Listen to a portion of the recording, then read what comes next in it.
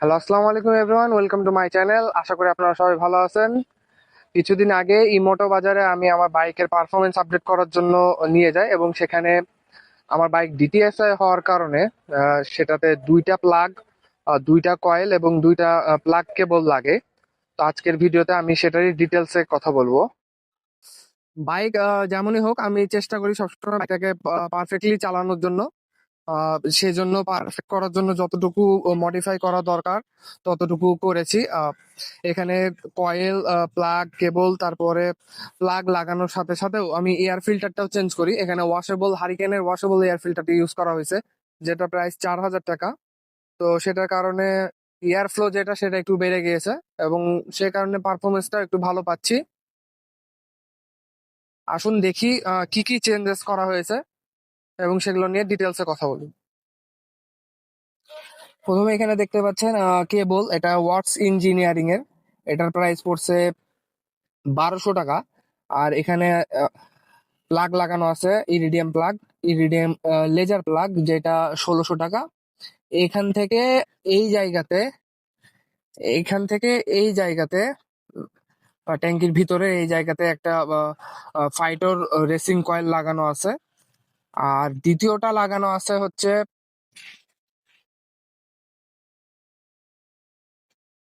দ্বিতীয় যে কয়েলটা সেটা এই জায়গাতে আছে এবং এখান থেকে কেবলের মাধ্যমে সেটা এই জায়গাতে কানেকশন করা হয়েছে। এই জায়গাতে একটু সমস্যা হয়েছিল কারণ এখানে ক্যাপ আছে। আমি যদি খুলে দেখাই, এখানে ক্যাপ আছে একটা, এই যে এই ক্যাপটা, এটা আলাদা করে কিনা লাগছে। এটা বাজাজের ক্যাপ, কারণ এইটা যে সিস্টেম সেটা একটু আলাদা। কারণ এই এই এই প্লাগটা একটু ভিতরে থাকে, যার কারণে একটু সমস্যা হয়েছে, কারণ এইটার সিস্টেমটা একটু আলাদা।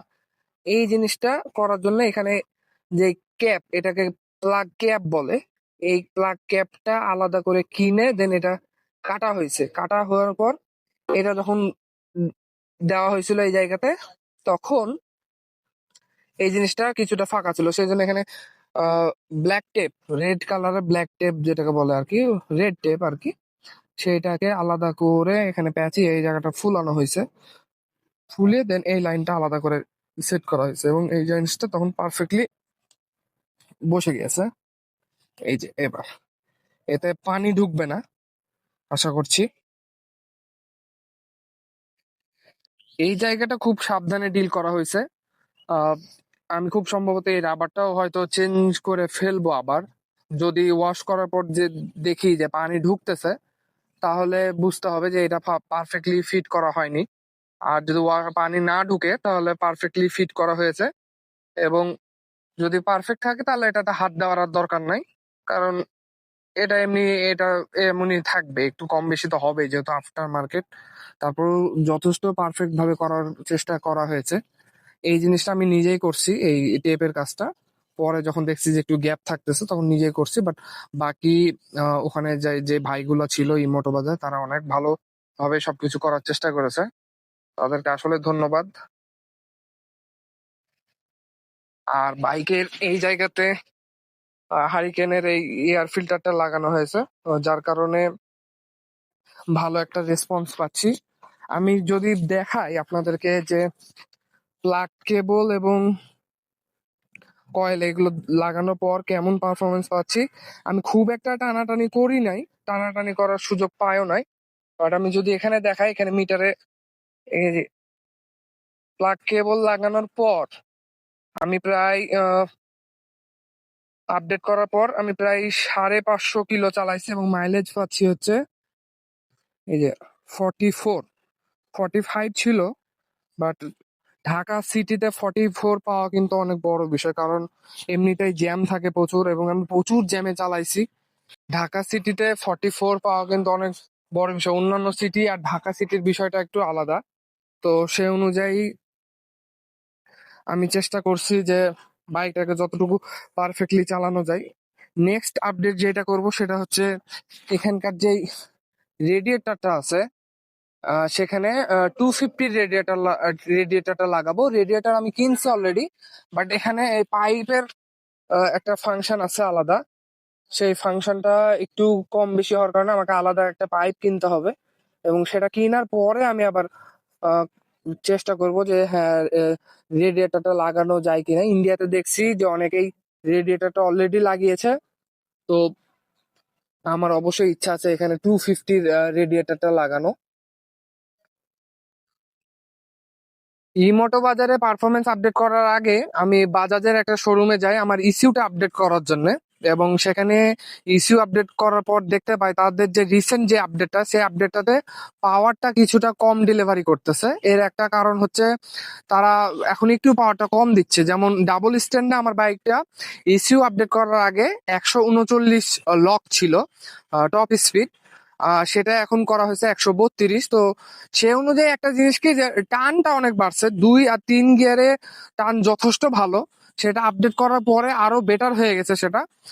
আর মাইলেজ যেটা আমি দেখাইলাম মিটারে, সেটা যেটা 44 এখন দেখাচ্ছে। ঢাকা সিটিতে আমি কিন্তু অনেক গ্যাঞ্জাম এলাকাতে, যেখানে জ্যাম থাকে প্রচুর, গ্যাঞ্জাম থাকে প্রচুর, অলি গলিতে আমি বাইকটা চালাই। তো সে অনুযায়ী সেই সব জায়গাতে আমি 35 38 করে মাইলেজ পাইতাম।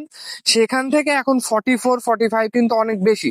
আমার পুরোপুরি বিশ্বাস আমি হাইওয়েতে যখন চালাবো বা লং এ যখন যাব আমি অবশ্যই 52 53 বা 50 মাইলেজ পাইতে পারি।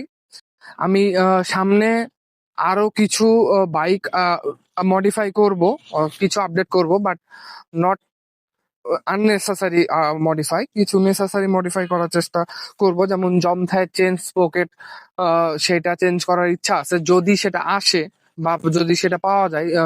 জিক্সারে তো পাওয়া যায়, বাট N160 এগুলো খুব রেয়ার। এমনিতে নর্মাল পার্টস গুলো আমাকে যশোর থেকে নিয়ে আসা লাগে। তো সে অনুযায়ী আফটার মার্কেটস এর এরকম মডিফাই পার্টস গুলা পাওয়া একটু মুশকিল। যদি আসে তাহলে জমথায় চেঞ্জ পকেটটা লাগাবো এই স্টকটা ক্ষয় হয়ে যাওয়ার পর। অনেকে বলেছে ব্রেকটা কেন আপডেট করে নাই। ব্রেক আপডেট না করার একটা কারণ হচ্ছে এটার স্টক ব্রেকটা যথেষ্ট ভালো। আর তারপরে আমার বাইকটা ডুয়াল চ্যানেল এবিএস, তো দুইটার রেসপন্স যথেষ্ট ভালো। আপাতত ডিস্ক ক্ষয় না হওয়া পর্যন্ত ব্রেক আপডেট করার তেমন কোনো ইচ্ছা নাই। কারণ আসলেই জিক্সার বা অন্যান্য যে বাইকগুলো আছে তাদের চেয়ে ব্রেক ভালো, সামনের ব্রেকটা ভালো, এটা সবাই বলছে।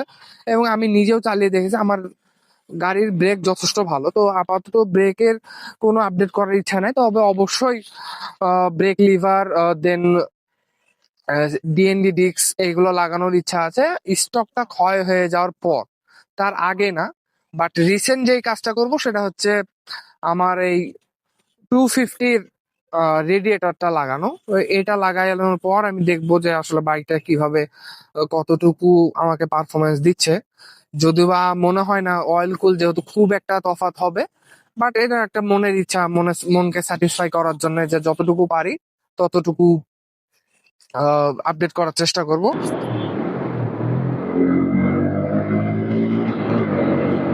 তো আজকে আপনাদের এতটুকুই ছিল। নেক্সট ভিডিওতে দেখা হবে ইনশাল্লাহ।